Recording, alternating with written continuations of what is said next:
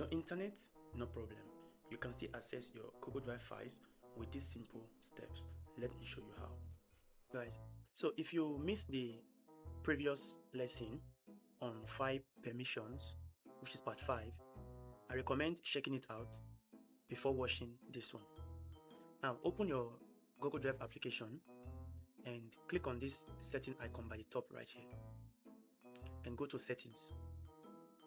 Once you do, scroll down under the offline session, which is right here.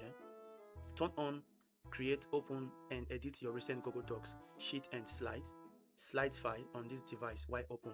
If you are using a Windows or a Mac, you have to come right here and tick it.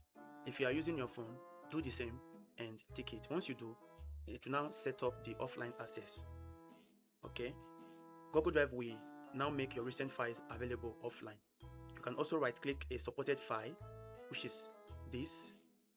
So let's say I want to make this file offline, so that when I get to a place where I don't have an internet, I can easily access this file.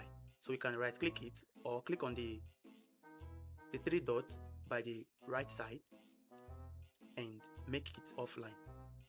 Okay, so when you click on make available offline, then this will automatically be offline with this verified badge right here or sign right here. Okay, so that is how you make your file available offline. Now, even without an internet connection, you can open and edit your available files. Okay, when you now reconnect to the internet, your changes will automatically sync back to Google Drive. Okay, that is it.